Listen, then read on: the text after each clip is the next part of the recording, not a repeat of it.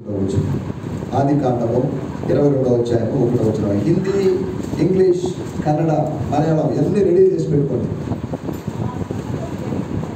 ఆ సంగతులు జరిగిన తర్వాత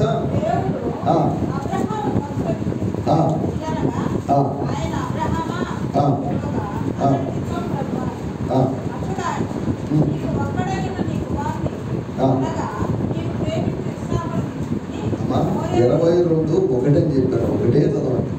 స్త్రీలకు ఉన్నటువంటి పెద్ద సమస్య ఇది. ఒకటి చదవకుంటే 1, 2, 3, 4, 5, 6 వేస్తారు.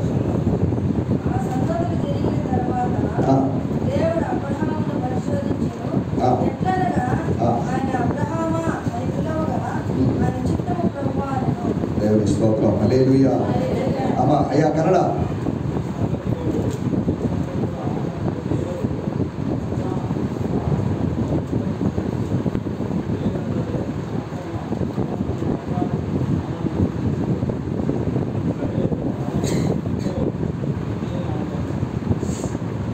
మలయాళం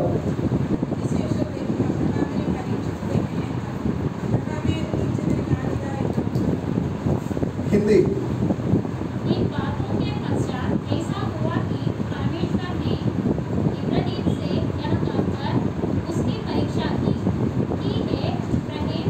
उसने कहा मैं यहाँ हूँ। దేవుని స్తోత్రం. హల్లెలూయా. 22వ అధ్యాయము 1వ వచనం నేను చదువుతున్నాను.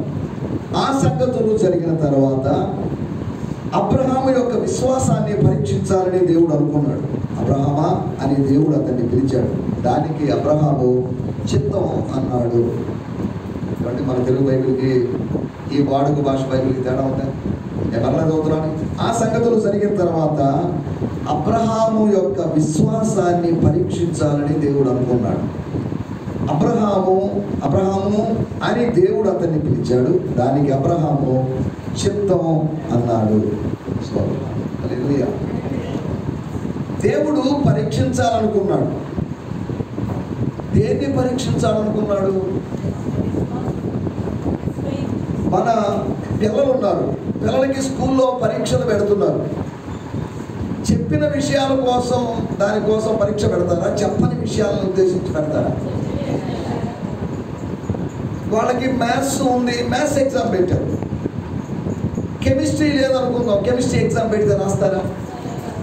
సరే, ఒకవేళ మ్యాథ్స్ ఎగ్జామ్ ఉంది, చెప్పింది మొదటి 4 చాప్టర్స్ అయితే ఎగ్జామ్ చివరి 4 చాప్టర్స్లో పెడితే ఎలా ఉండదు? ఏమండి? అంటే పరీక్ష ఎందుకు పెడుతున్నారు? మీరు ఏం విన్నారు కదా? మీరు ఏం విన్నారు? విన్నది ఏమన్నా మీకు అర్థమైందా? మీకు ఏమన్నా అర్థం కాకపోతే క్వశ్చన్స్ అడగండి అని టీచర్స్ అంటారుగా. అనగా దేవుడు అబ్రహాముతో చెప్పిన దానిని అబ్రహాము ఎంతవరకు గ్రహించాడు అంతే కదా. సిలబస్లోనే పెట్టారు కానీ అవుట్ ఆఫ్ సిలబస్లో ఎగ్జామ్ పెడితే ఎలా ఉంటుంది? క్వశ్చన్స్ అడిగితే ఎలా ఉంటుంది? దేవుడు మనకిచ్చినటువంటి ఆ పరిధిలోనే మనల్ని పరీక్షిస్తాడు. మనం ఏదో పెద్ద యోగు పెట్టేంత పరీక్ష పెడితే మన చిన్న బిడ్డకి జ్వరం రాగానే మనం కూలిపోయి ఇదేంటిది అని దేవుడిని దోషం చేయడానికి రెడీ ఉంటాం. మనం యోగులాగా 10 మంది బిడ్డల్ని ఆయన విశ్వాసాన్ని ఆ విధంగా పరీక్షించాడు. అందరినీ ఒకేలా పరీక్షించడు. 7th క్లాస్ వాళ్ళకి ఇచ్చిన క్వశ్చన్ పేపర్ని తీసుకొని ఇంటర్ వాళ్ళకి ఇచ్చాం. మ్యాథ్సే కదా, ఇది మ్యాథ్సే అని చెప్పేసి ఇచ్చాం. ఎలా ఉంటుంది? లేకపోతే ఇంటర్ 2nd ఇయర్ వాళ్ళ మ్యాథ్స్ పేపర్ తీసుకొని 6th క్లాస్ వాళ్ళకి ఇచ్చాం. ఎలా ఉంటుంది? అంటే ఎవరిని ఏ విషయాల్లో పరీక్షించాలో వాటితోనే పరీక్షించాలి కదా. అనవసరమైన విషయాలతో పరీక్షించామనుకోండి, ఆ పరీక్షలో అతను నెగ్గే అవకాశం. ఒకవేళ అబ్రహాము పరీక్షించబడి పరీక్షలో ఫెయిల్ అయ్యాడు అంటే ఏం చేస్తాడు దేవుడు? ఏం చేయడా? ఏం చేసే అవకాశం లేదా? మీకు అర్థం కావడం నేను చెప్తున్నాను. నేను ఒకవేళ స్కూల్లో టీచర్ పరీక్ష పెట్టారు, మీ పిల్లాడు మీ పాప ఫెయిల్ అయిపోయింది అనుకున్నాం. టీచర్ ఏం చేస్తారు? వెంటనే స్కూల్లో వచ్చి డిస్మిస్ చేస్తారు. అంతే కదా. ఏం చేస్తారంటే, అరే ఈ అమ్మాయి వింటుంది అనుకున్నాం, సరిగా వినడం లేదు, ఈ అమ్మాయి మీద ఇంకొద్దిగా శ్రద్ధ పెట్టాలి, శ్రద్ధ పెట్టి ఇంకా బాగా నేర్పించాలని అనుకోదా? అంటే అనుకుంటారా లేదా? ఒకవేళ పాస్ అయింది అనుకోండి, ఏం చేస్తారు? అభినందించే వెరీ గుడ్ మా అని నెక్స్ట్ లెసన్లోకి నెక్స్ట్ పరీక్షలోకి వెళ్తారు. అనగా పరీక్ష అనేది ఒకటి కాదు, పరీక్ష తర్వాత పరీక్షలు వస్తాయి. ఒకటో తరగతిలో ఒక్క పరీక్ష ఉంటుంది ఏంటి, పరీక్షలు పెరుగుతూ ఉంటాయి. ఈ ఆత్మీయ జీవితంలో మనం పరీక్షించబడాలి. పరీక్షించబడాల్సినటువంటి అవసరతను దావీదు గుర్తించాడు. దేవా, దావీదు నేను నిన్ను పరీక్షించాలనుకుంటున్నానని దేవుడు అనలేదు, కానీ దావీదే స్వయంగా అడుగుతున్నాడు, నువ్వు నన్ను పరీక్షించి. అంటే పరీక్షించడం వల్ల ప్రయోజనం అంటారా నష్టం అంటారా? మీ పిల్లలకి పరీక్షలు పెడితే ప్రయోజనం నష్టమా? ఏం ప్రయోజనం అండి, వాడు టెన్షన్ పడతా ఉంటే 4 గంటలు వేసి చదువుకుంటున్నాడు, నిద్రపోలేదు, రాత్రి 12 గంటలకి పడుతున్నాడు, ఇంకేదండి పరీక్ష వల్ల ఏం ప్రయోజనం? ప్రయోజనం కదా. పరీక్ష తర్వాత ప్రమోషన్ వస్తుంది. ఏమంటే 7th పాస్ అయ్యాడు, అతనికి ఏమవుతుంది? ఇలా స్టెప్ బై స్టెప్. పరీక్ష లేకపోతే ప్రమోషన్కి అవకాశం లేదు. ఏమంటే అంతేనా? ఇక్కడ అబ్రహామును దేవుడు పరీక్షించాడు. పరీక్షించి ఏం చేశాడు? పరీక్షలో అబ్రహాము పాసా ఫెయిలా? పాస్. ఎలా తెలుసు మీకు? పరీక్ష పెట్టింది మీరు కాదు, పరీక్ష పెట్టింది ఆయన. ఆయన చెప్పకుండానే మీరు పాస్ అనేసారు. పెట్టిన ఆయన కరెక్షన్ చేసిన తర్వాత ఆయన చెప్పాలి, ఏం బాబు నువ్వు ఇలా తక్కువ మార్కులు వస్తే నేను అనుకోలేదు నాయన, సరే పాస్ లేదు నాయన, సాల్వ్ ఇది, ఇంకొద్దిగా బెటర్గా ట్రై చేయమని చెప్పరా? వాళ్ళు ఈ పరీక్షా పేపరు కరెక్షన్ చేసిన వాళ్ళు 10 మార్కులు వచ్చాయి, 20 మార్కులు అని రాసి ఏదో రాయన కామెంట్లు రాయన అక్కడ. మీ టీచర్స్ కామెంట్లు మీకు అర్థం కావాలని చెప్తున్నాను నేను. కామెంట్లు పెట్టా? ఏ కామెంట్లు పెడతారు? పెట్టే కామెంట్లు చెప్పండి. ప్రిపేర్ వెల్, అరే నాయన ఇంకా కొద్దిగా ఇంప్రూవ్ కావాలి, లేకపోతే లాభం లేదు, ఫైనల్ ఎగ్జామ్లో ఎగిరిపోతావు చెప్పండి. అంటే అలా చెప్పకపోయినా అలా అన్నట్టుగా దేవుడు కూడా పెట్టేటువంటి పరీక్షలో మనం నెగ్గాలి అని కోరుకుంటున్నాడు. కొన్నిసార్లు పరీక్ష పెట్టినటువంటి ఆ టీచరే వాళ్ళకి స్టూడెంట్కి కొద్దిగా హెల్ప్ చేస్తున్నాడు. మేడం మీరు లెసన్ చెప్పారా? వాళ్ళు చెప్పారే, అలా చెప్పాను అలా చెప్పాను అని కొద్దిగా సహాయం చేస్తారు కదా. మనల్ని పరీక్షించే దేవుడు పరీక్షలో మనము పరాజయం పొందకుండా ఉండడానికి ప్రభు సాయం చేస్తాడు. అదే దేవుడి వాక్యంలో రాయబడింది. 1 కొరింథీయులకు రాసిన పత్రిక 10వ అధ్యాయంలో రాయబడింది. సాధారణంగా మనుషులకు వచ్చే శోధన తప్ప మీకు ఏదో పెద్ద వస్తా అనుకోవద్దు. నాకు వచ్చిన శోధనలు ప్రపంచంలో ఎవరికి రావలేదు అని స్టేట్మెంట్లు ఇవ్వద్దు. ఏంటంటే ఏం రాయబడింది? 10వ అధ్యాయం 13. తాను నిలుస్తున్నాడని సాధారణంగా మనుషులందరికీ, ఈ లోకంలో మనుషులందరికీ కలుగునట్లుగా.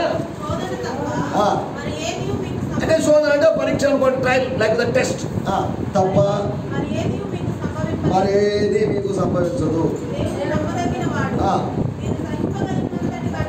మీరు సహింపగలిగినంతటి కంటే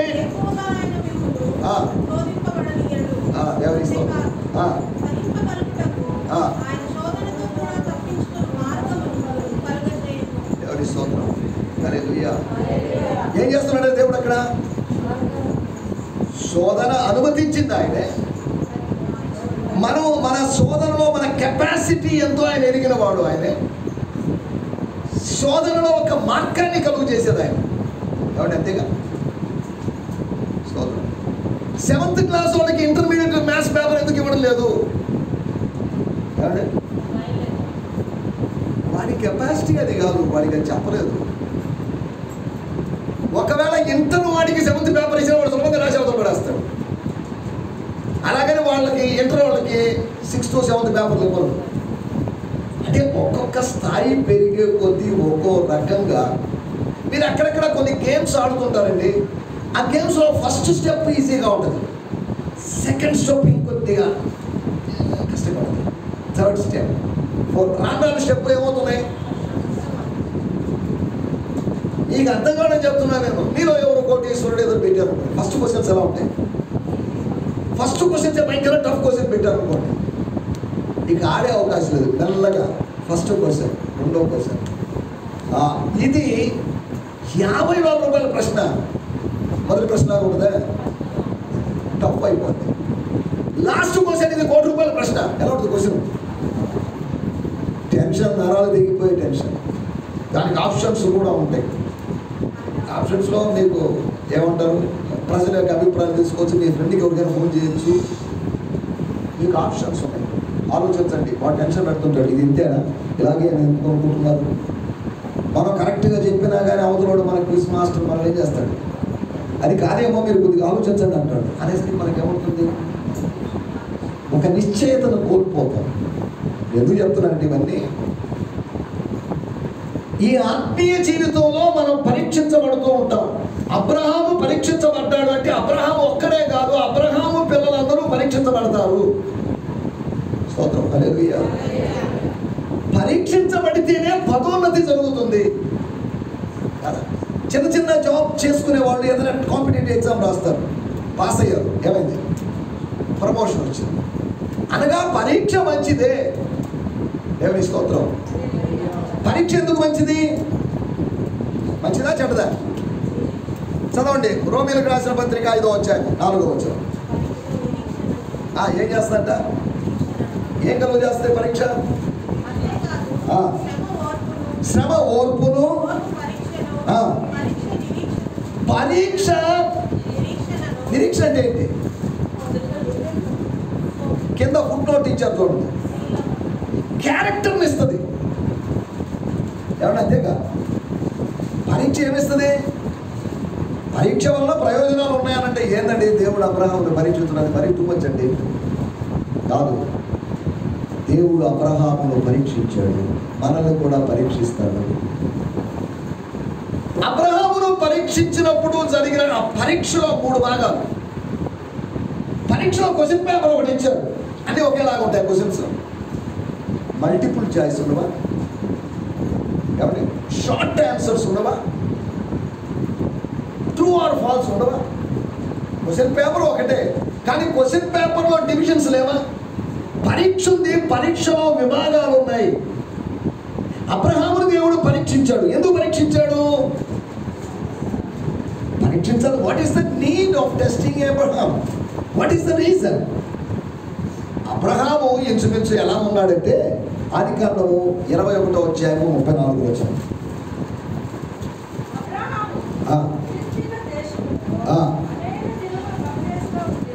అది వెంటనే రాయబడింది ఈ సంగతులు జరిగిన తర్వాత. అంటే ఏమర్థం? కనెక్షన్ ఉంది పైన వచనానికి కింద వచనానికి. What is the connection? What is the relation? ఏంటంటే, అబ్రహాము ఫిలిష్తీయుల దేశంలో పరదేశిగా ఉన్నాడు. పరదేశిగా ఉన్నాడు, ఉంటూ ఉన్నాడు. ఎంతకాలంగా ఉంటున్నాడు? 1892 BCలో 21వ అధ్యాయంలో దాని చాప్టర్, ఆ డేట్ అన్నమాట. తర్వాత 22వ అధ్యాయానికి వచ్చేసరికి 1872 BC. అంటే అప్పుడు ఎన్ని సంవత్సరాలు గడిచింది? 1892 తర్వాత 1872, ఎన్ని సంవత్సరాలు అండి? సుమారు 20 సంవత్సరాలు. అనగా ఈ సంగతులు జరిగిన తర్వాత అంటే ఇంచుమించు 2 దశాబ్దాల తర్వాత. అంటే దాని అర్థం ఏంటంటే, ఏమంటే బాగా వినాలి, దాని అర్థం ఏంటి? ఈ 20 సంవత్సరాల కాలంలో అబ్రహాము దేవుని స్వరాన్ని సరిగా వినలేదు. ఏదో నామినల్ రిలేషన్లో ఉన్నాడు. మన జీవితంలో కూడా చాలాసార్లు నామినల్ రిలేషన్లో ఉంటాం కదా. అంటే ఎక్కడ దేవుడు చివరిసారిగా 21వ అధ్యాయము 13వ వచనములో దేవుడు లాస్ట్ సారి అబ్రహాంతో మాట్లాడాడు. ఇక తర్వాత 20 సంవత్సరాల వరకు దేవుడు అబ్రహాంతో మాట్లాడాడు. ఎందుకు మాట్లాడలేదు? ఏమంటే పరదేశిగా ఉంటే మాట్లాడరే ఏంటి? మన ఈ దేశంలో పరదేశంలో మనతో ఎవరు మాట్లాడా? ఈ దేశీ పరదేశీ స్వదేశీ అనేవి మనం పెట్టుకున్నవే. దేవునికి దేశాలు స్వదేశాలు ఇవన్నీ ఏం లేవు. దేవునికి ప్రాంతాలు లేవు. నెల్లూరు వాళ్ళని ప్రేమించడం, అమెరికా వాళ్ళని ద్వేషించడం, ఆంధ్ర వాళ్ళని ప్రేమించడం, ఆఫ్రికా వాళ్ళు, ఇవి దేవుడు చేయడు. ఈ దేశాలను విభజించింది ఎవరు? ఆదికాండము 10వ అధ్యాయంలో మనిషి విభజించుకున్నాడు. ఎవరి కాలంలో దేశాలు విభజించబడ్డాయి? ఎవరు చెప్తారా? ఇంతకుముందు కూడా చెప్పాను నేను, కానీ మీరు ఎంత చెప్పినా కానీ నోహు కాలంలో సరే 10వ అధ్యాయం 25వ వచనం.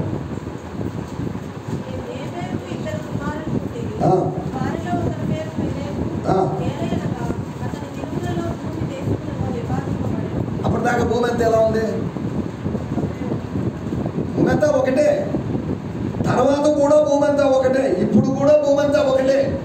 కాకపోతే మనం పేర్లు పెట్టేసాం. ఇది పాకిస్తాను, ఇది ఇండియా, ఇది ఆంధ్రప్రదేశ్, ఇది నెల్లూరు జిల్లా, ఇది శాంతినగర్ అని ఎవరు పెట్టుకున్నారు? దేవుడు భూమిని దేశాలుగాను, రాష్ట్రాలుగాను, జిల్లాలుగాను, నగరాలుగాను విభజించలేదు. ఆల్ ఎర్త్ ఇస్ వన్, అంతా ఒకటిగా ఉంది.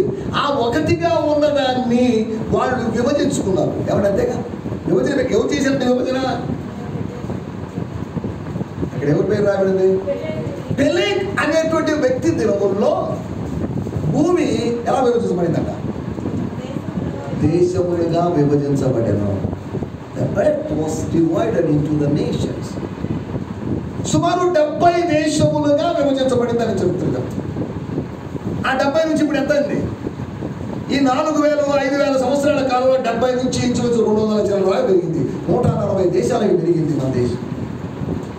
మొత్తం భూమేమో ఒకటి, కానీ రేపు నియోజకవర్గాలు పెంచుతాం అంటున్నారు. 2034లో ఎక్కువ నియోజకవర్గాలు ఎన్ని పెరిగినా కానీ రాష్ట్రం మొత్తం ఒకటే కదా. ఏమంటే ఈ ఒక ప్రాంతంలో మందిరాలు ఎన్నున్నప్పటికీ కూడా ఆ ప్రాంతం అంతా ఒకటే, ఆ ప్రాంతంలో దేవుని బిడ్డలంతా ఒకటే. కాకపోతే మనం ప్రాంతీయవాదులుగా మారిపోయి మా సంఘానికి మీ సంఘానికి గొడవ అండి.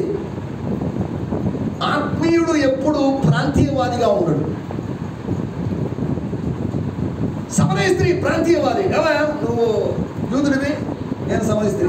యేసుప్రభువా, అమ్మా నేను యూదుడిని అయినప్పటికీ మిశ్రిత జనమైన నేను నీళ్ళు అడుగుతున్నాను అని అన్నాడా? ఆయనకి ఇటువంటి కుల మత స్త్రీ పురుష వ్యత్యాసాలు దేవునికి లేవు. ఇవన్నీ ఎవరికి వస్తాయి? ఒకటి చూడగానే నల్లగా ఉన్నాడు, బహుశా వీడు హైకాస్ట్ కాదేమో. మన అభిప్రాయాలు, మనలో ఉన్నటువంటి నీచమైన అభిప్రాయం. తెల్లగా ఉన్నాడు హైకాస్ట్ ఏమో, పొడు కాదా? మనం ఒక మనిషిని చూడగానే అంచేయేమో. అదే నేను మొదట్లో అనుకున్నానండి, ఒక మనిషిని పై రూపాన్ని లక్ష్య పెట్టి మనం తీర్పు విధించేవాళ్ళం, కానీ దేవుడు ఆంతర్యాన్ని చూసి తీర్పు విధించేవాడు. నువ్వు పై రూపాన్ని చూసి చేసేటువంటి తీర్పులో ఫెయిల్ అయిపోతావు ఒకరోజు, కానీ ఆంతర్యాన్ని బట్టి విధించేటువంటి తీర్పు మాత్రమే అది కరెక్ట్. సరే, దేవునికి స్తోత్రం. ఏం జరిగింది? అబ్రహామును ఎందుకు పరీక్షించాడు? నీకు అర్థమవుతుంది అనుకుంటాను. దేశాలు విభజించబడ్డాయి కాబట్టి అబ్రహాము పరీక్షించడానికి కాదు. అబ్రహాము 20 సంవత్సరాలుగా దైవ స్వరాన్ని వినకుండా అప్పుడు దేవుడు మాట్లాడాడు. అబ్రహాము దేవుడితో మాట్లాడాడని కాదు, దేవుడే అబ్రహాముతో మాట్లాడాడు. గుర్తుపెట్టుకోండి, మీరు దేవుడితో మాట్లాడారని కాదు, దేవుడే మీతో మాట్లాడే పాసిబిలిటీ ఉంది. అందుకని ఒక మాటలో నేను అప్పుడప్పుడు చెప్తుంటాను, ప్రార్థించకపోయినా పలకరిస్తూ ఉంటారు. ఏమైనా కదా నా పని? ఉదయం లేచి good morning, good afternoon, good evening, good night చెప్పడమే ఆయన పని. ఆ పాటలో ఒక పాజిటివ్ సైడ్ ఉంటుంది, తన దాంట్లోకి వెళ్ళలేదు. అనగా నువ్వు ఆయన్ని పెద్ద కోరుకోకపోయినా ఆయన నిన్ను కోరుకుంటున్నాడు. ఎక్కడో ఉన్నాడు ఊరు అనేటువంటి ఊరిలో, కానీ దేవుడు ఆయన్ని కోరుకున్నాడు. అబ్రహాము దేవుడిని కోరుకోలేదు, దేవుడే అబ్రహామును కోరుకున్నాడు. గుర్తుపెట్టుకోండి, నీవు దేవుని ఏర్పాటు చేసుకోలేదు, దేవుడే నిన్ను ఏర్పాటు చేసుకున్నాడు.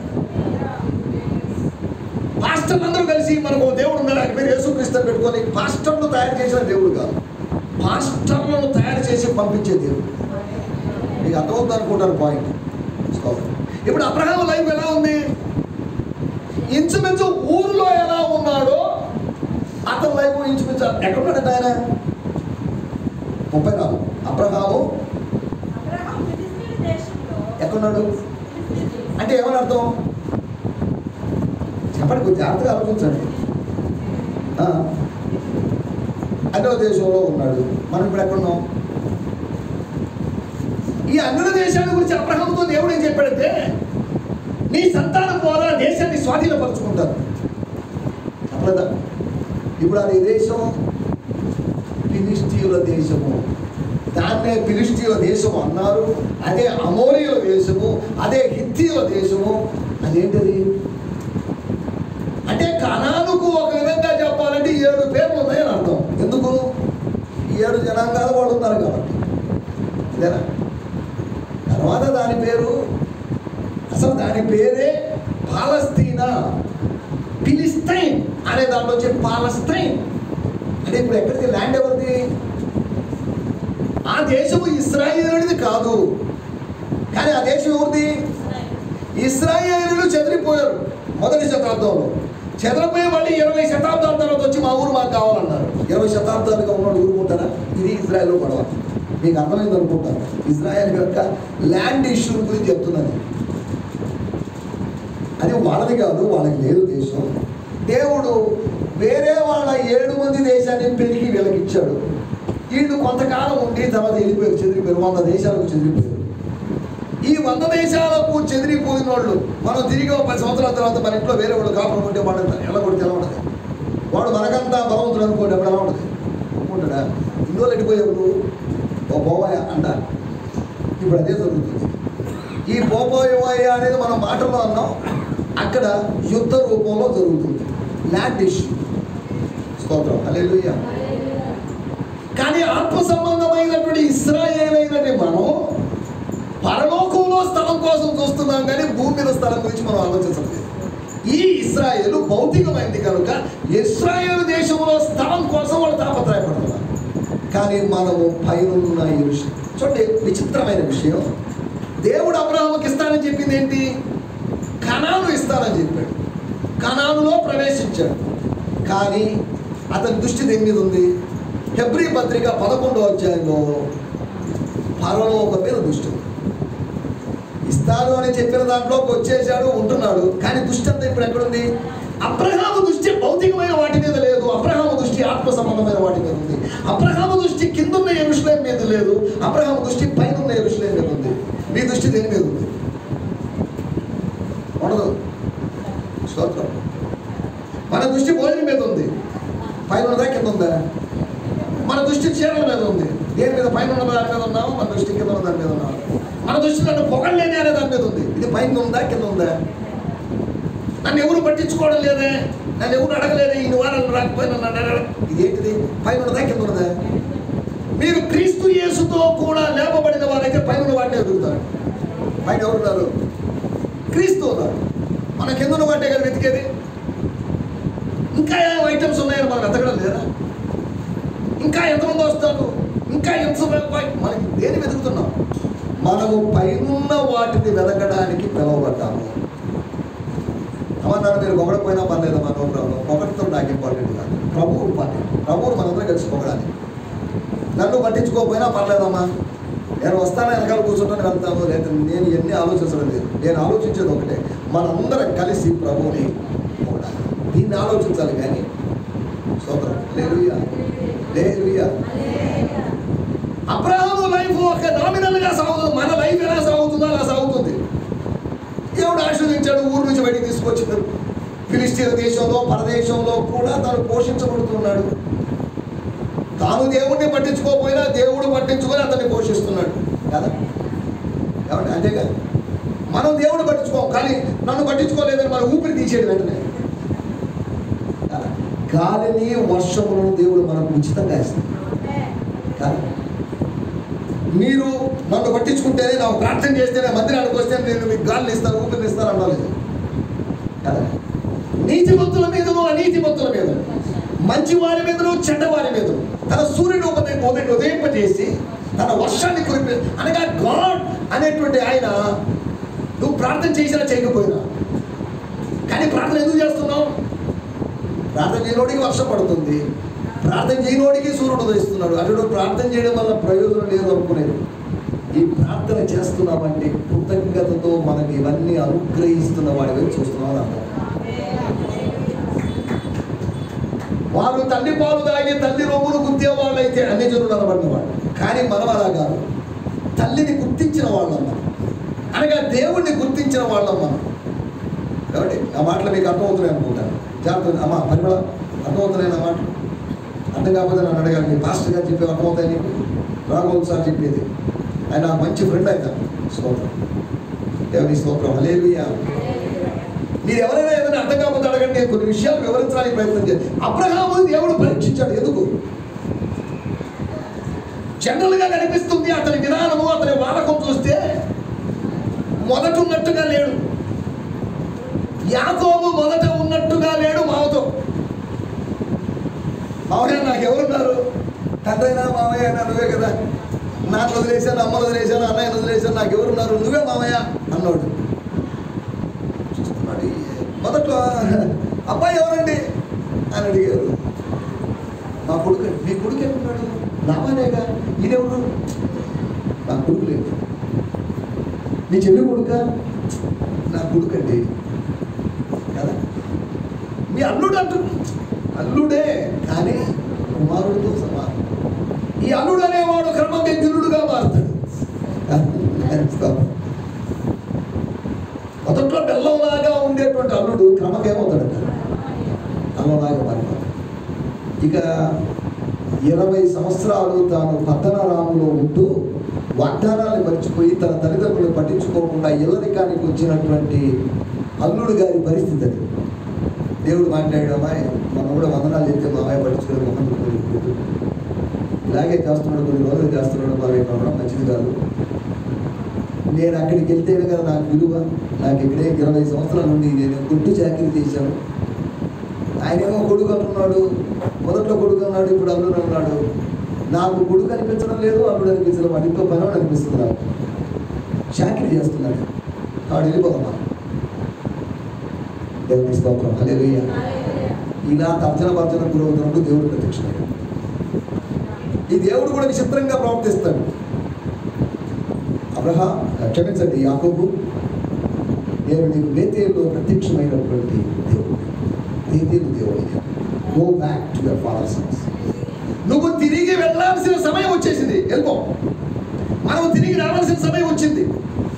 నామినల్ స్టేజ్లో నుంచి రివైవల్లోకి తిరిగి రావాల్సిన పరిస్థితి వచ్చింది. 20 సంవత్సరాలు ఒక నిర్జీవమైన స్థితిలో ఉన్నాను. Abraham rise up. ఆ రోజు 75 సంవత్సరాల వయసులో మీ నాన్న చచ్చిపోయి మీ నాన్న మీద బెంగ పెట్టుకొని బాధపడుతున్న రోజులో నేను నీతో మాట్లాడాను. నిన్ను అక్కడి నుంచి తీసుకొచ్చాను. ఊరు వదిలిపెట్టేసరికి కాస్త దిగులంతా పోయి నార్మల్ అయిపోయావు. ఇప్పుడు మళ్ళీ కొత్త ఊరికి వచ్చేసి ఫిలిస్తీన్ దేశంలోకి వచ్చి నాతో సరైన రిలేషన్ పిలిచిన వాడైన నన్ను, పోషించిన వాడనైన నన్ను మర్చిపోయి నువ్వు నా మీదగా జీవిస్తున్నావు. అంతేనా? స్తోత్రం, హల్లెలూయా. అబ్రహాము బెర్షెబాలో ఒక వృక్షము నాటి అక్కడ నిత్య దేవుడైన యెహోవా పేరట ప్రార్థన చేసెను. కానీ ఆయన ఏమో మాట్లాడలేదు. సో దేవుడే మాట్లాడేది. ఏం దేవుడితో మాట్లాడే కానీ దేవుడు మాట్లాడలేదు.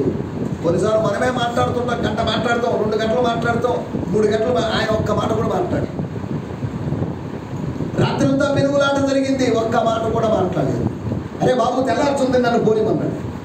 రాత్రంతా జరిగిన పెనుగులాటలో కొన్ని గంటల పెనుగులాటలో నుంచి వచ్చినటువంటి కొన్ని ఆణిముత్యాలని 40 రోజులు కడుపు కాల్చుకొని మిద్ది మీద, క్షమించండి, పర్వతం మీదకి వెళితే వచ్చినటువంటి మాటలు రాతి పలకల్లోని మాటలు.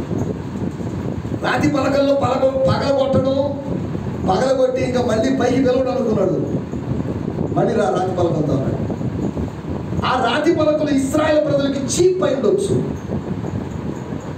కానీ మోషేని అడిగితే ఈ రాతి పలకలు తేవడానికి 80 రోజులు నేను కడుపు కాల్చుకున్నాను.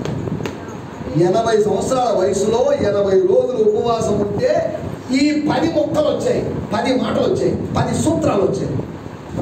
చూడండి, 80 రోజులు వెళ్తే ఎన్ని వచ్చాయి? 80 మాటలు కాదు వచ్చింది, 800 మాటలు కాదు వచ్చింది. Just 10 words. అంటే దేవుడు మితభాషి అని నేను చెప్పడం లేదు. దేవుడు ధారాళంగా కూడా మనతో మాట్లాడతాడు. అదే సమయంలో మితభాషి.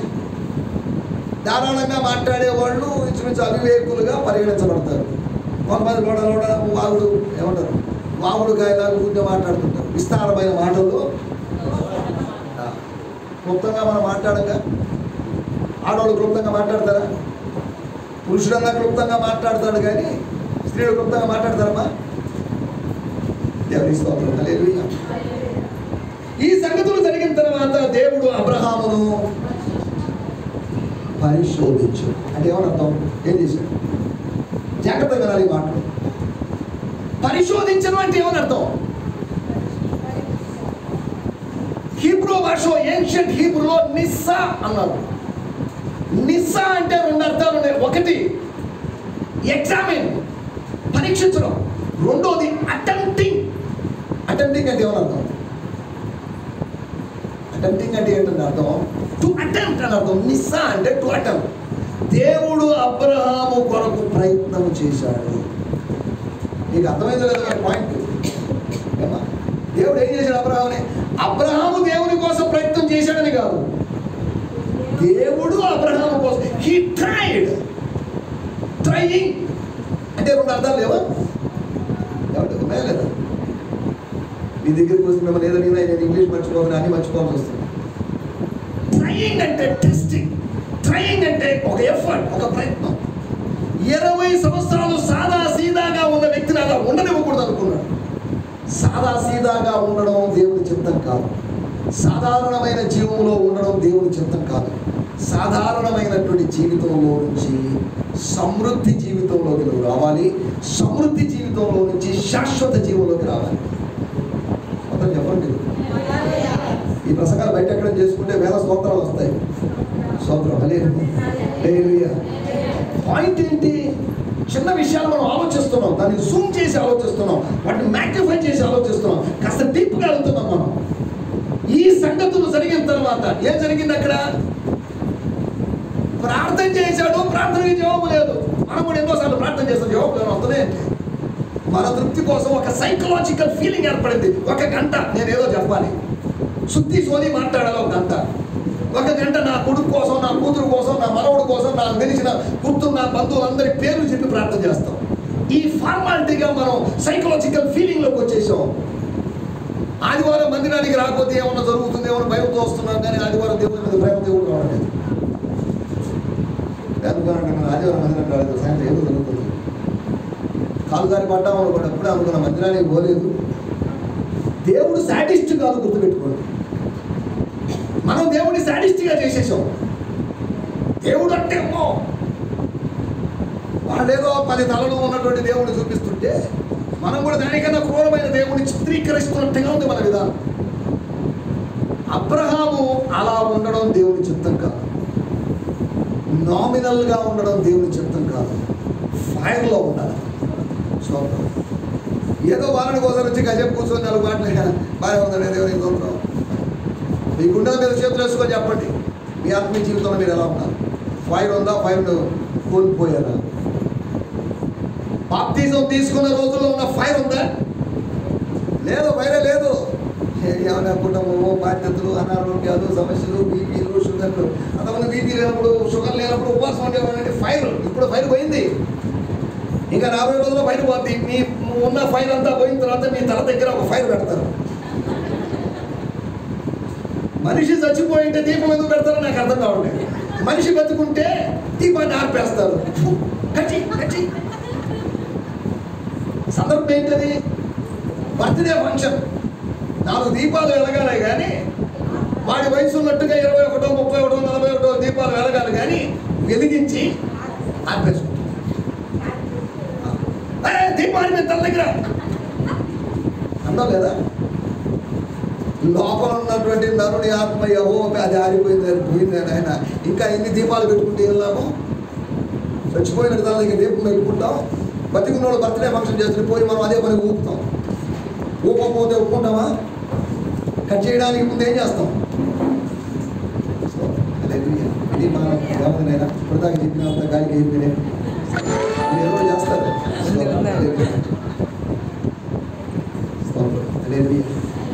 ఈ సంగతులు జరిగిన తర్వాత దేవుడు అబ్రహామును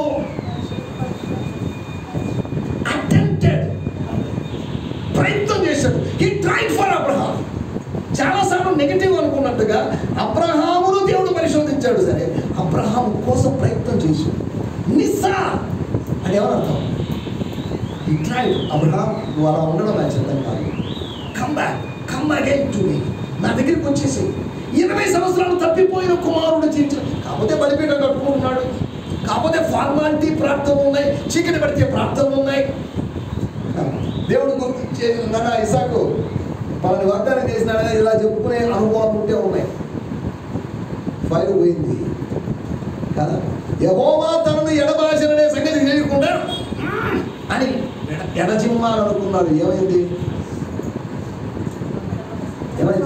చాలా మంది కూడా ఎడజిమ్మాలని ప్రయత్నం చేస్తున్నారు. ఈ ఎడజిమ్మలే అయిపోయింది. సో కాదా? అరే బాబు, నీ చుట్టూ పోయింది అనేది కాదు ప్రాముఖ్యమైన విషయము. నిన్ను యెహోవా ఎడబాశాడు. ఆ దెలీలా ఒడిలో పడుకొని నిద్రపోయావు కాబట్టి నీ దేవుడు ఎడబాశాడు. ఆయన ఒడిలో పడుకోవాల్సిన వాడు దెలీలా ఒడిలో నీకేం పనిరా బాబు?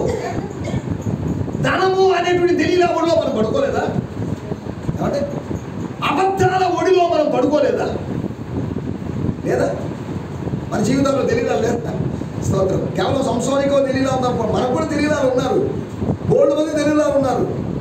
ధనాశ అనేటువంటి దెలీలా ఒడిలో నువ్వు చాలా రోజులు పడుకోలేదా? ఇప్పటికే నువ్వు చేసే పని అది కాదా? దెలీలా ఏం చేసింది నీకు? దెలీలా సంసోనికి ఏం చేసింది? గోడోడు చేసింది కాదా? విశ్వాస విషయంలో నువ్వు గోడోడుగా మార్చింది ఏంటి? ఈ ధనాశ అనేటువంటి దెలీలా కదా. ఆమె ఒళ్ళో పడుకుంటే తల ఏమైపోయింది? గోడైపోయింది. లోకాశల ఒడిలో మనం పడుకుంటే మన ఆత్మీయ జీవితం గోడైపోతుంది. దేవుని వాక్యంలో లేదా? వారు ధనము కోసం ఆశపడి విశ్వాసమును విడిచి తమ్మును తాము పొడుచుకునేది. ఎవడే లేదా? ఉందా మీ బైబిల్లో? ఉన్నా? ఎవరెవరు పొడుచుకున్నారు? వేరే వాళ్ళు వచ్చి మనల్ని పొడిచారని కాదు, మన కన్ను మనమే పొడుచుకున్నాం. ఎందుకు? ధనాపేక్ష సమస్త కీడులకు మూలం. ధనం కాదు, దాని మీద ఆశ ఉన్నదా? మిగుల్చుకోవాలని ఆశ లేదా? వాళ్ళ చేత ఖర్చు పెట్టించాలి, మనం ఖర్చు పెట్టకూడదు అనేటువంటి ఆశ లేదా మనకు? ఏమంటే ఉన్నాయి. నేను ఫ్రాంక్గా మాట్లాడుతున్నాను. నేను స్తోత్రం స్తోత్రం. హల్లెలూయా హల్లెలూయా. ఏం చెప్పుకుంటున్నాం మనం? దేవుడు అబ్రహామును స్తోత్రం హల్లెలూయా 17వ వచనం, నేను నిన్ను ఆశీర్వదించి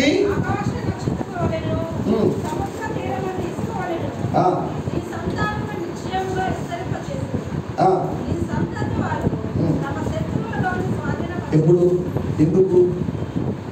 16వ వచనం చివరి భాగం, నీకు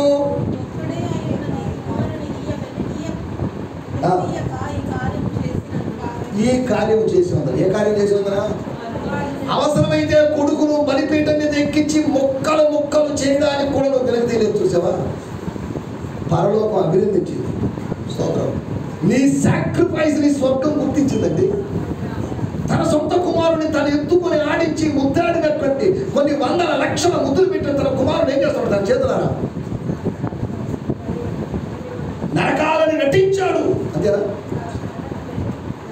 హలో, చిన్నవాళ్ళ మీద కత్తి వేయి. ఈ కార్యము చేసినందున, అనగా దేవుని చిత్తాన్ని నెరవేర్చినందున, దేవుని ఆజ్ఞను నెరవేర్చినందున నేను నిన్ను ఆశీర్వదిస్తాను. ఎప్పుడు ఆశీర్వదించబడతాం? దేవుని చిత్తాన్ని, దేవుని ఆజ్ఞను నెరవేర్చినప్పుడు మనం ఆశీర్వదించబడతాం. అంతేనా? ఆయన చిత్తాన్ని వ్యతిరేకంగా చేసి నన్ను ఆశీర్వదించలేదని బాధపడడం అర్థమే ఉంది. తాగి లివర్ పాడైపోయిన తర్వాత ఇంకా ప్రార్థన చేసే లాభం? తాగకుండా ఉండరా బాబు అని దేవుడు హెచ్చరించలేదా? ఎవడు హెచ్చరించకుండా ఉంటాడా? కానీ హెచ్చరికను ఏం చేసాం మనం? దేవుడు కార్యం చేయలేదండి అని చెప్పి బాధపడడం అర్థం లేదు. జనరల్గా చెప్తున్నాను, పాపము చేసిన వాడు పాపం యొక్క పర్యవసనాన్ని, దాని కాన్సిక్వెన్స్ని అనుభవిస్తాడు. విత్తిన వాడు కోసుకుంటాడు. అతడు తాగడం అనేటువంటి ఆ కార్యాన్ని విత్తాడు, లివర్ డ్యామేజ్ అనేటువంటి పంటను కోసుకున్నాడు. ఏమైంది ఇప్పుడు? Liver damage. ఇది ఆయన కోసుకున్న పంట. దానివల్ల ఏం ప్రయోజనం? ఎవరి స్తోత్రం. జాగ్రత్తగా ఆలోచించాలి. దేవుడు అబ్రహామును పరీక్షించాడు. అబ్రహామును మరలా తండ్రికి తిప్పుకోవాలి. He want to take back Abraham. స్తోత్రం. ఏం చెప్పాడు? నీ సంతతి వారు తమ శత్రువుల గవిని ఎక్కడిది? అరే బాబు, ఇంకా చెప్పాలంటే అబ్రహాము నీ కుమారుడైన ఇస్సాకు ఎదిగి పైకి వస్తున్నాడు. వాడు నీ శత్రువులైనటువంటి ఫిలిష్తీయుల గవిని స్వాధీనపరుచుకుంటారు.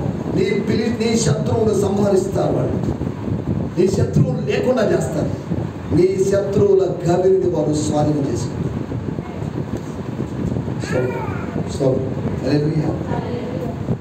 జాగ్రత్తగా ఆలోచించాలి. ఆ మాట ముగించేస్తాను. ఒక 5-10 నిమిషాలు ముగించేస్తాను.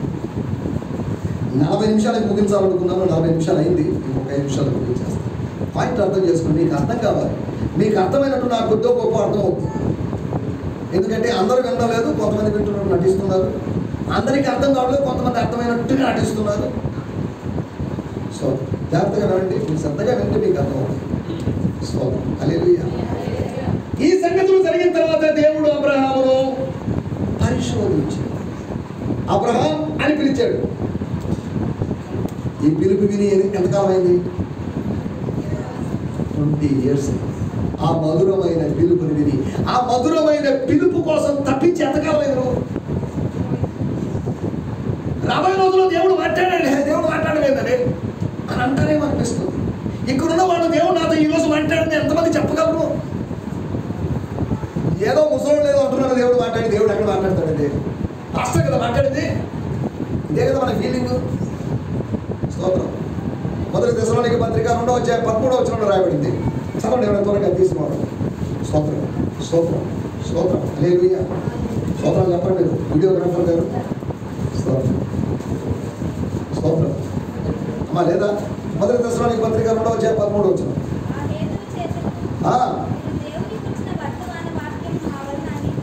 అపోస్తలమైన మా వలన పౌలు మరి ఇతర మా వలన మీరు దేవుని వాక్యమును మనుషుల వాక్యమని ఎంతగా పౌలు వాక్యం అండి, ఇది పేతురు వాక్యం అండి, ఇది యోహాను వాక్యం అండి అని అనక అది నిజముగా ఉన్నట్టు ఇలాగే చూస్తున్నారు. ఆయన ఏం పర్లేదండి, ఊరినే ప్రేమ మీద పెడుతున్నాడని చెప్పేసి సాగదీసి చేస్తూ ఉంటాడండి. అని చెప్పి ఎక్కడ కూర్చుంటారండి? కదా అనడం లేదా? అనుకోవడం లేదా? మీరు అనుకునే మొత్తం చెప్పేస్తాను. నేను ప్రవక్తను కాదు, కానీ మొత్తం చెప్పేస్తాను. ఒక్కొక్కరిని మొత్తం స్కాన్ చేసి చెప్పేస్తాను. ఎందుకంటే అది సాగదీసి ఎవడు కాకపోతే ఏదో గ్రీకు హీబ్రూ పదాలు చెప్తాడు. ఏం అవసరమా? ఆ ఇంగ్లీష్ చదివిస్తాడు, హిందీ చదివిస్తాడు, మలయాళం, ఇవన్నీ అవసరమా? అనడం లేదా? నాకు మొత్తం తెలుస్తున్నాయని నా దగ్గరికి వస్తే నేను ఎవరు చెప్పను. అంతవరకు మీరు ఎంత అనుకుంటే నాకు అన్నీ అర్థమవుతుంటాయి. మీరు 90% మంది నన్ను తెచ్చుకునే వాళ్ళు నాకు బాగా తెలుసు. నేను అయినా పట్టించుకో. సిగ్గు సెలవు చీకు తెలుస్తూ నేను 30 సంవత్సరాలుగా ఈ పరిచయంలో ఉన్నాను. ఎంతమంది ఊస్తే నేను తుడుచుకొని వచ్చుకోండి. అది నా ముఖమును చెరుముగ్గు రాతి వరే చేసుకున్నాడు. మీరు పొగిడితే పొంగిపోయి, మీరు విమర్శిస్తే పొంగిపోయేవాడిని కాదు. మీరు పొగిడినా అదే నవ్వు, మీరు విమర్శించినా అదే నవ్వు. అలవాటు పడిపోయింది. దేవుడు నన్ను తయారు చేశాడు, దేవుడు నన్ను మార్చాడు, మారుస్తూ ఉన్నాడు. సో ఇంకా నీకు తగ్గాలి బాబు, కొద్దిగా ఆవేశాలు ఉద్రేకాలు తగ్గాలి, తగ్గిస్తాడు. సో హల్లెలూయా హల్లెలూయా. మనం ఆలోచిస్తున్న విషయాలు. నెంబర్ 1, అతని విశ్వాస పరీక్ష. అది 8వ వచనం. అబ్రహాము నా కుమారుడా,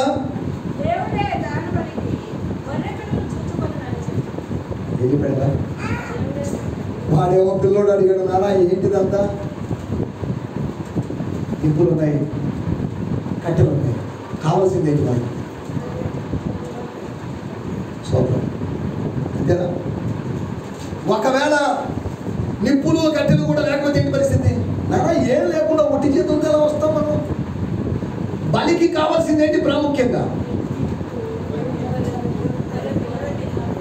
ఏమంటే బలికి కావాల్సింది ఏంటి? కట్టెల, నిప్ప. ఆ పర్వతం మీద కట్టెలు లేవా? మీరు ఎక్కడితో మోసుకొని రావాల్సిన అవసరం లేదు. లేవా? నిప్పు లేదా పర్వతం మీద? ఇప్పుడు లేదేంటి? గొర్రె పిల్ల లేదు, కానీ పొట్టేళ్ళు పైకెక్కించాడు. ఆ పర్వతం మీద లేని దాన్ని నీ కోసం పైకెక్కించాడు. లేని దాన్ని నీ కోసం పైన పెట్టే దేవుడు. సోదరం ఉన్నదాన్ని కాదు, కట్టెలను తెచ్చుకోపోగలవు కదా. సోదరం ఇప్పుడు కావాల్సింది ఏంటి? గొర్రె పిల్ల. కట్టెలు ఉన్నాయి, చర్చ్ బిల్డింగ్ ఉంది, నిప్పు, ఆర్కెస్ట్రా, సౌండ్ సిస్టమ్ ఉంది, కానీ లేదేంటి? దేవుని గొర్రె పిల్ల లేదు. మీకు అర్థమవుతుంది. చాలా చోట్ల కట్టెలు ఉన్నాయి, చాలా చోట్ల నిప్పు ఉంది, బాగానే ఉంది. కట్టెలు నిప్పు బాగానే ఉంది. అసలు సిసలైంది లేదు కదా. అసలు సిసలైంది ఏంటి? The lamb of God. దేవుని గొర్రెపిల్ల కావాలి. దేవుడు అనుగ్రహించిన గొర్రెపిల్ల కావాలి. ఉందా మన దగ్గర? సొంత ఇదిగో లగబాబును మోసుకొని పో దేవుని గొర్రెపిల్ల ఉందా? అరే బాబు, ఈ గొర్రెపిల్ల ఉంది అంటే ఆటోమేటిక్గా కట్టెలు వచ్చేస్తాయి. అంతేనా? ఒకవేళ అట్లీస్ట్ నిప్పు దొరకలేదు అనుకుందాం, ఆ గొర్రె పిల్లని బలి అర్పించవచ్చు, దహన బలి కాకపోయినా. ఏమంటే బలి అనే దానికి పాసిబిలిటీ ఉంది, కానీ గొర్రె పిల్ల లేకపోతే బలి ఏమర్పిస్తాం? ఇంపార్టెంట్ ఏం చెప్పండి? కట్టెలా, నిప్ప? What is important? కానీ ఇంపార్టెంట్ అయిన దాన్ని మర్చిపోతున్నాం. అబ్రహాం లాగా మన సంఘంలో ఇంపార్టెంట్ అయిన దాన్ని మర్చిపోతున్నాం. మేము మానేస్తున్నాం అని కొంటున్నాను. ఇంపార్టెంట్ దాన్ని కట్టెల కోసం వెళ్ళినోళ్ళు ఉన్నారు, నిప్పు కోసం వెళ్ళినోళ్ళు ఉన్నారు. మీరందరూ గొర్రెపిల్ల కోసం వెతుక్కుంటూ వచ్చినట్టు మీ గురించి చెప్పినా మీరు స్తోత్రం చెప్పండి. అదే ఒక చిన్న మాట చెప్తా, ఒక అద్భుతమైన మాట. కింద పడింది, అబ్రహాము నా కుమారుడా దేవుడే దహన బలికి. అంతేనా? ఇస్సాకు అడిగింది ఏంటి? అబ్రహాము చెప్పింది ఏంటి? కానీ దేవుడు ఇచ్చింది ఏంటి? మీకు అర్థమైందో? స్తోత్రం చెప్పాలి. అర్థమైతే స్తోత్రం చెప్పాలి. ఇస్సాకు అడిగింది దేని గురించి? అబ్రహాము చెప్పింది దేని గురించి? దేవుడు ఇచ్చింది ఏంటి? దేవుడు ఇచ్చింది తక్కువ తెచ్చాడా, ఎక్కువ తెచ్చాడా? దేవుడు ఎప్పుడు ఎక్కువ తెస్తాడండి. మనకు తక్కువ చేయడమే వచ్చు, తక్కువ ప్రార్థన చేయడం వచ్చు, తక్కువ ఉపవాసం తెలుసు మనకు, కానీ ఆయనకి ఎక్కువ ఆశీర్వాదం ఇవ్వడం తెలుసు. మీకు చిన్న మాట చెప్తాను. నా కుమారుడా దేవుడే దహన బలికి. ట్రాన్స్లేషన్ కొద్దిగా పొరపాటు రాసుకొని నోట్ చేసుకోండి. గొర్రె పిల్లను చూచుకొను అని కాదు, హీబ్రూ భాషలో హస్సే అన్నారు. హస్సే అంటారే బాబు, దేవుడు the flax of the sheep, దేవుడు గొర్రెల మందను చూచుకొను. నీకు అర్థం కాదా? స్తోత్రం. ఇస్సాకు ఏమడిగాడు? అబ్రహాం ఏం చెప్పాడని రాయబడింది? కాదు, హస్సే. హస్సే అంటే దేవుడు గొర్రెల మందను చూచుకొను అంటే ఏమర్థం? అదే దేవుడు ఒకటి కాదురా బాబు, 100 సిద్ధపరచగలడు. కానీ దహన బలికి ఎన్ని కావాలి? ఒకటి కాదు. నీ మందలో నీ చాయిస్ ల్యాంప్స్ నువ్వు తీసుకొని రావచ్చు. అబ్రహాము యొక్క విశ్వాసము ప్రకటన, the declaration of your faith. నీ విశ్వాసము ప్రకటన చేయాలి దేవుని మందిరంలో. విశ్వసించింది కనుక నేను మాట్లాడితే ఏమో నా కుమారుడు అదే నాకు టెన్షన్ ఉంది. నీకు ఇప్పుడు టెన్షన్ పుట్టిందేమో కానీ ఇప్పుడు గొర్రెపిల్ల లేదని అంటున్నాను. కానీ నేను కింద నుంచి నా మనసులో ఒక ప్రశ్న, ఆ పర్వతం ఎక్కుతున్నప్పుడు నాకు ఒక ప్రశ్న, గొర్రెపిల్ల ఏది? గొర్రెపిల్ల ఇస్తాడా లేదా ఆయన? దేవుడు అబ్రహాము చెప్పాడు, అబ్రహాం మీరందరూ వెళ్ళిపోండి, ఇస్సాకును బలర్పించబోయే సమయానికి నేను ఒక పొట్టేలు ఇస్తాను అన్నాడా? ఒకవేళ అలా అంటే ఇస్సాకును కాళ్ళు చేతులు కట్టేయకుండా ఇలా ఎతకడా? స్తోత్రం. వాళ్ళు వెతకడానికి ముందుగానే దేవుడు సిద్ధపరిచాడు. నువ్వు అడగడానికి ముందుగానే దేవుడు సిద్ధపరిచాడు నీకోసం. కాబట్టి మనం అడుగుతున్నాం, ప్రయాసపడుతున్నాం, ఇస్సాకులాగా అడుగుతున్నారా బలిపిల్లేది రే చూసుకుంటారులే దేవుడు అని మనం అబ్రహాములాగా చెప్పవచ్చు. కానీ దేవుడు అనుగ్రహించినట్లు ఎవరు అనుగ్రహించరు. అర్థం కావాలి. ఇస్సాకు అడిగినట్టు నువ్వు అడగొచ్చు, నానా వేర్ ఈస్ ద ల్యాండ్ అని అడగొచ్చు కదా. అబ్రహాము చెప్పినట్టు ఆత్మీయంగా సమాధానం చెప్పవచ్చు, నువ్వు ఆత్మీయంగా సమాధానం చెప్పవచ్చు. కానీ అనుగ్రహించేది ఎవరు? అబ్రహాము కరుణెత్తి చూసినప్పుడు ఏం చూశాడు? ఇస్సాకు కరుణెత్తి చూడలేదు. ఎందుకు చూడలేదు? బలిపీఠం మీద పడుకున్నాడు. బలిపీఠం మీద పడుకున్నాడు, ఆకాశాన్ని చూస్తున్నాడు. ఇక వాడికి కరుణెత్తి చూసే అవకాశం లేదు. బలిపీఠం మీద ఉన్నాడు, ఆకాశం వైపు చూస్తే వాగ్దానం కోసం, ఒక బలి పశువు కోసం ఇతడు కరుణెత్తి చూశాడు. గుర్తుపెట్టుకోండి, నీకు రావాల్సింది తగిన సమయంలో నీ దగ్గరికి వస్తుందండి. హల్లెలూయా. దాని వెనకాల నువ్వు పోవాల్సిన అవసరం లేదు. ఆశీర్వాదం నీ కోసం దాచబడి ఉంది. ఆశీర్వాదము పండగలకి పరిగెత్తాల్సిన అవసరం లేదు. ఆశీర్వాదము దేవుడు నీ కోసం నిర్ణయించాడు. అసలు మనల్ని పిలిచింది దేనికి? ఆశీర్వాదములకు వారసుల పుట్టుకు మనల్ని పిలిచారు. ఇది మర్చిపోయి ఆశీర్వాదం కోసం పరిగెత్తున్నాం. బెల్లం పని పోతే ఆశీర్వాదం రాదు, గుర్తుపెట్టుకోండి. ఆశీర్వాదం నువ్వు ఉన్న చోటే ఉంది. ఏమండి, సముద్రంలో ఎక్కడ వేయాలి వల? మీరు ఉన్న చోటే వల అయిపోయింటే ఎక్కడుంది ఆశీర్వాదం? నెల్లూరులోనే శాంతినగర్లోనే ఆశీర్వాదం ఉంది. ఒకరు చెప్పండి. మీరు బెల్లంపల్లిలోనే ఆశీర్వాదం ఉంటే అని హల్లెలూయా చెప్తారు మీరు. కల్వరి టెంపుల్కి పరిగెత్తున్నారు ఆశీర్వాదాల కోసం. నువ్వు ఉన్న చోట నేను ఆశీర్వదించాలనుకుంటున్నా. హల్లెలూయా. ఒకటి పరీక్ష. ఏం పరీక్ష? It's a test of faith. దేవుడు ఇస్తాడు అనే విశ్వాసం నీకు ఎప్పుడు రావాలి. రెండో విషయం చెప్తాను, 9వ వచనం.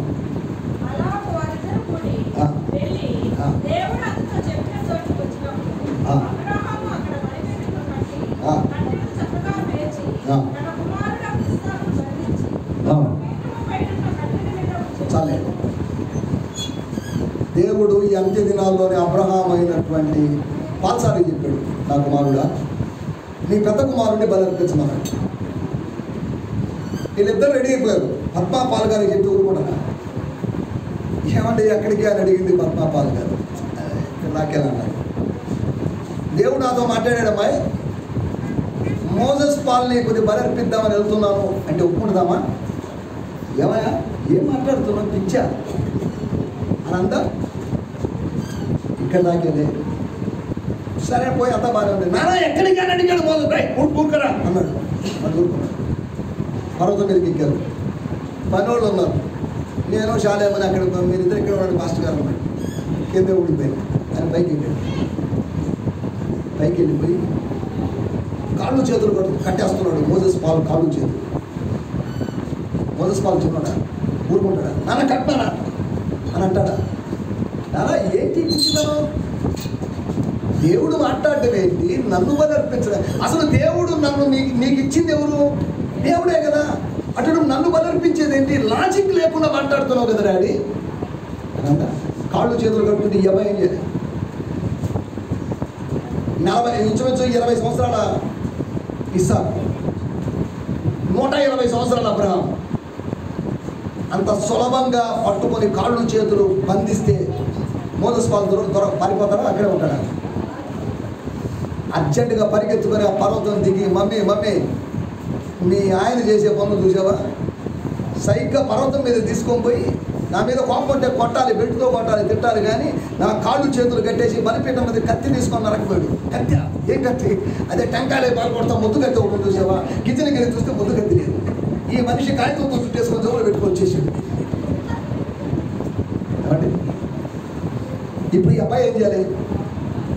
మోసెస్ పాల్ ఏం చేయాలి?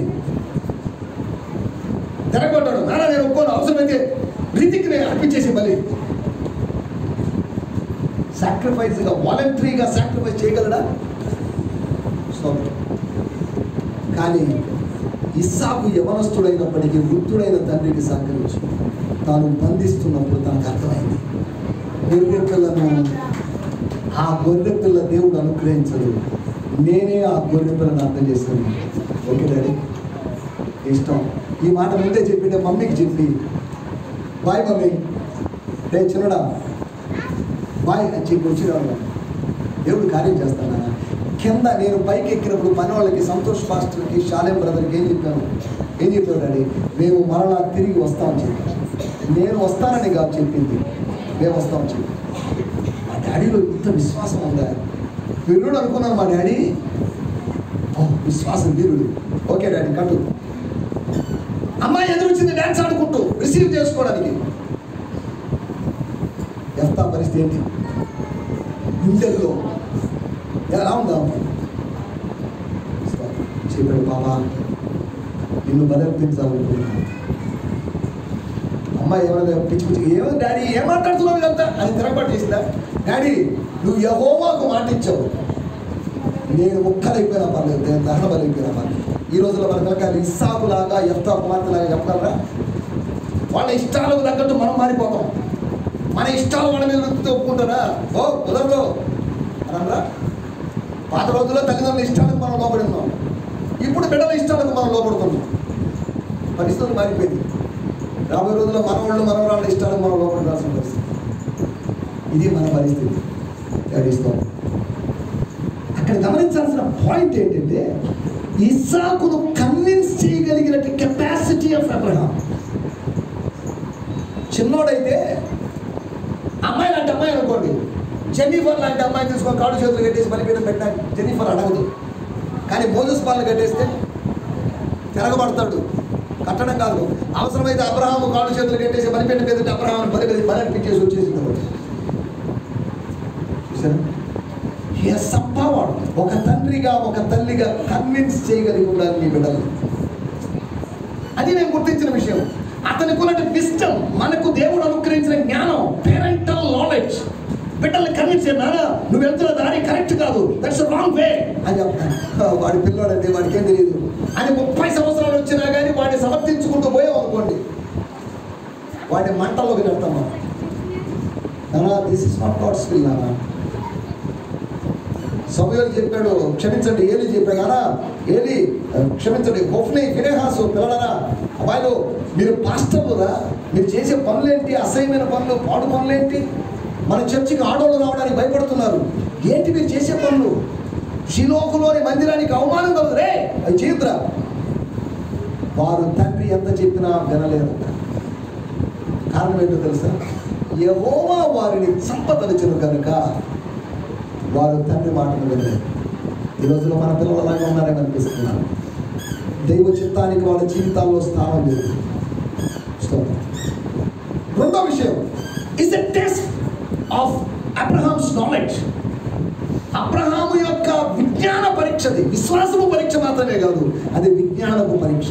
ఒక తల్లిగా ఒక తండ్రిగా, మీ ఇష్టం నువ్వు ఎవరిని పెళ్లి చేసుకున్నా పర్లేదు అనే తల్లిగా నువ్వు తండ్రిగా ఉన్నావా? లేదు నాన్న, రక్షణ లేని అబ్బాయిని చేసుకోవడానికి వీల్లేదు, రక్షణ లేని అమ్మాయిని చేసుకోవడానికి వీల్లేదు అని చెప్పాడు. ధైర్యం జ్ఞానం మనకుందా? ఎంత సంపాదిస్తున్నారో వాళ్ళ బయోడేటాలో అని మనం చూస్తున్నాం. క్యాస్ట్ ఏంటి, సబ్ క్యాస్ట్ ఏంటి అని ఆలోచిస్తున్నాం. వాడు రక్షించబడ్డాడా అని ఎవరైనా అడుగుతున్నారా? అమ్మాయి రక్షించబడిందా? అమ్మాయి హైట్ వెయిట్ చాలా చక్కగా ఉందండి, తెల్లగా ఉందండి, ఓ ఈడు చూడు అదిరిపోద్దండి అని అంటున్నామే కానీ ఒకటి పొదువుగా ఉన్నది, అమ్మాయి ఇంకనూ రక్షించబడలేదు. ఒకటి పొదువుగా ఉంది, అబ్బాయి ఇంకనూ రక్షించబడలేదు అని చెప్పగలిగి కూడా అనుకుంటున్నాను. మీకు ఈ విషయాలు కరెక్ట్ అవుతున్నాయని అనుకుంటున్నాను. ఎవరు అర్థమవుతున్నాయి? ఎవరు సరిగా అడిగారు? స్తోత్రం. ఈ రోజులో సొంత ఇల్లు ఉంటే చాలనుకుంటున్నాం, కానీ సొంత రక్షణ గురించి ఎవరు ఆలోచించడం లేదు. ఒక పాస్టర్ గారు నాకు ఒక 3 బయోడేటాలు ఇచ్చారు, 3 అబ్బాయిలు 3 చూశాను, అన్ని పరీక్షించాను. బాగానే ఉంది, అమ్మాయి బాగానే ఉంది, అబ్బాయి బాగా, రైట్, వెరీ గుడ్. వాడు రక్షించబడ్డారని ఒక మాట ఉంది. అవన్నీ మనం ఆలోచించకూడదండి. పెళ్లి సంబంధాల దగ్గర జాబ్ ఏంటి, ఎంత శాలరీ, అందంగా ఉందా, క్యాస్ట్ ఏంటి, ఎందుకు చూడాలి. కానీ రక్షణకి ఇచ్చేది ఎవరికి కావాలండి రక్షణ అని మాట్లాడాడు పాస్టర్ గారు. సో ఆ మాటలు నేను ఇక్కడ ముగించేస్తాను. ఎందుకు చెప్తాను, the test of your wisdom. తల్లిదండ్రులుగా మీ బిడ్డలు ఎలాంటి దారుల్లో తీసుకుని వెళ్తున్నారు. నానా ఏం కాదు, నీకు నిన్ను ముక్కలుగా చేసి కాల్చి బూడిద చేసినా కానీ నా దేవుడు నిన్ను తిరిగి ఈ బూడిదలోంచి బతికించేదాకా నేను ఇక్కడ ప్రార్థన చేసి నిన్ను తీసుకొని అమ్మ ముందు నిలబడతాను. సంతోషంగా తిరిగి శారా దగ్గరికి వచ్చాను. పద్మా పాల్ గారు ఎక్కడికి మీరు సాక్ష్యం ఒకటి ఉంది చెప్పండి. ఇప్పుడు కాదు, ఆదివారం చర్చలో చెప్తాను, చర్చలో విన్నాడు మోజెస్ పాల్ లేచి సాక్ష్యం ఇచ్చాడు. ఆ రోజు మా నాన్న నా కాళ్ళు చేతులు కట్టేసి నేనేం మాట్లాడు.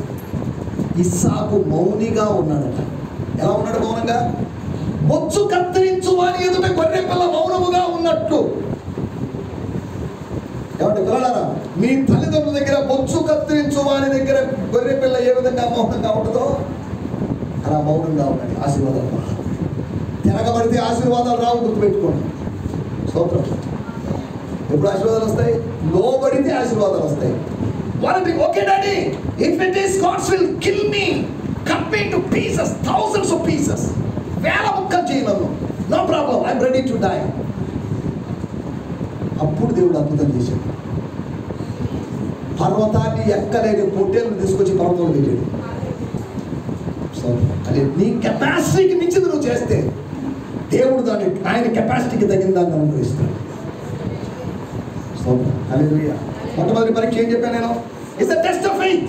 రెండోది ద టెస్ట్ ఆఫ్ విజ్డమ్. విశ్వాసపు పరీక్ష మాత్రమే కాదు, అది విజ్ఞానపు పరీక్ష అని ఒక చిన్న విషయం కూడా నేను చెప్పి ముగిస్తాను. చదవండి 12వ వచనం. అప్పుడు ఆయన చిన్నవారి మీద చేయి వేయకుము,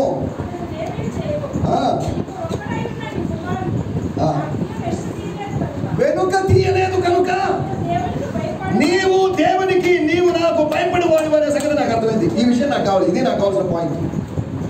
స్తోత్రం. నువ్వు ఎవరివో తెలుసా? భయభక్తులు లేకుండా నమ్మకార్థంగా జీవిస్తున్నాడు కాదు అని సమాజానికి తెలియాలి. ఈ చరిత్ర రాయబడినప్పుడు ఈ చరిత్ర చదివే వాళ్ళకి, ఇశ్రాయేలు సంతతికి, నీ పిల్లలకి, నీ మనవాళ్ళకి, నీ మనవాళ్ళకి నీ విశ్వాసం ఏంటో తెలియాలి, నీ విధేయత ఏంటో తెలియాలి, నీ విజ్ఞానం ఏంటో తెలియాలి.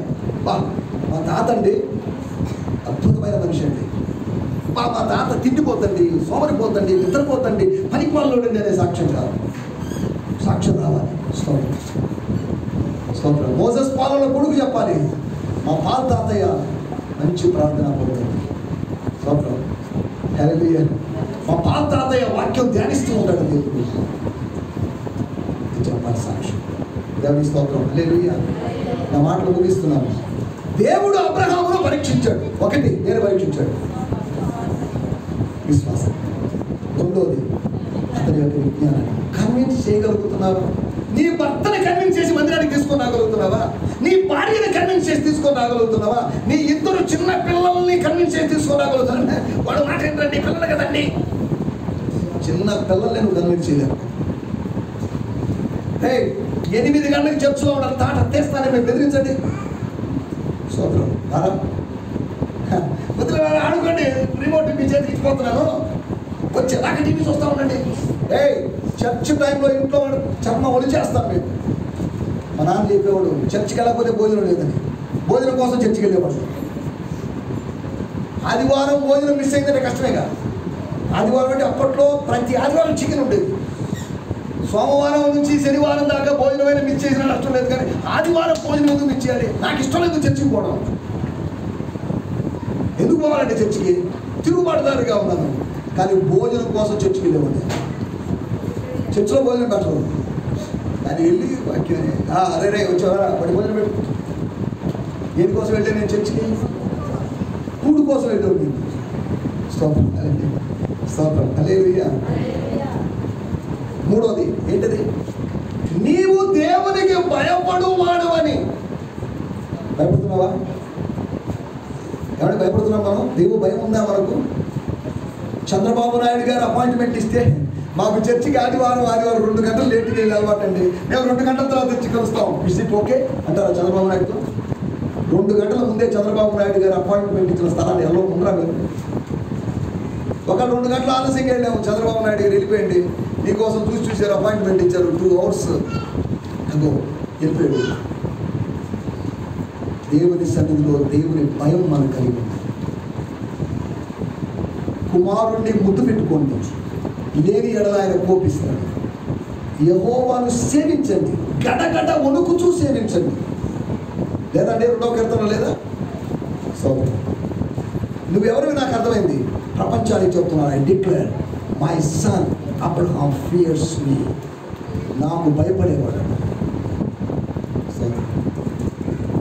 అందరూ కళ్ళు మూసుకుందాం, ప్రార్థన చేసుకుందాం.